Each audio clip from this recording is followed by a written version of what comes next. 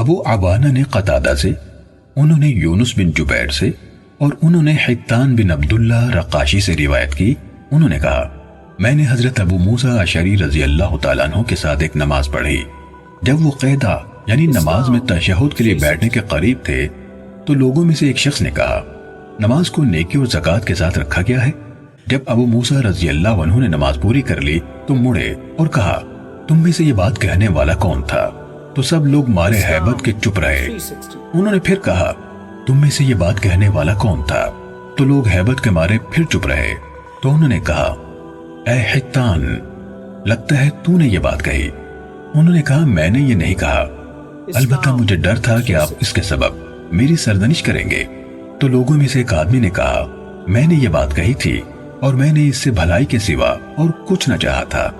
تو ابو موسیٰ رضی اللہ عنہ نے کہا کیا تم نہیں جانتے کہ تمہیں اپنی نماز میں کیسے کہنا چاہیے؟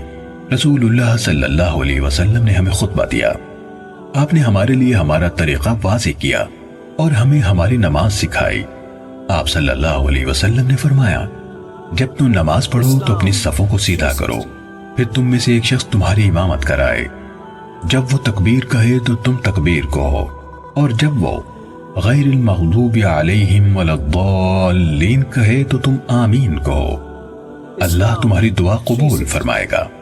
پھر جب وہ تکبیر کہے اور رکوع کرے تو تم تکبیر کہو اور رکوع کرو، امام تم سے پہلے رکوع میں جائے گا اور تم سے پہلے سر اٹھائے گا۔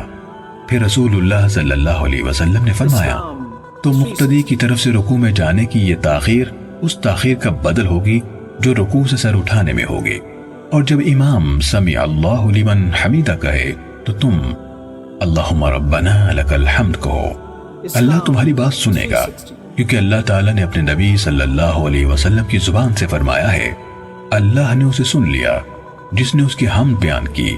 اور جب امام تکبیر کہے اور سجدہ کرے تو تم تکبیر کہو اور سجدہ کرو، امام تم سے پہلے سجدہ کرے گا اور تم سے پہلے سر اٹھائے گا۔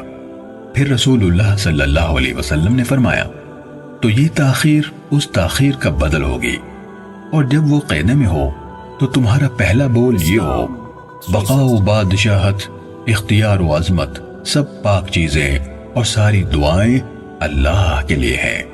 اے نبی آپ پر سلام اور اللہ کی رحمت اور اس کی برکتیں ہوں، ہم پر اور اللہ کے نیک بندوں پر سلام ہو۔ میں گواہی دیتا ہوں کہ اللہ کے سوا کوئی معبود نہیں، اور میں گواہی دیتا ہوں کہ محمد صلی اللہ علیہ وسلم اس کے بندے اور رسول ہیں۔ صحیح مسلم۔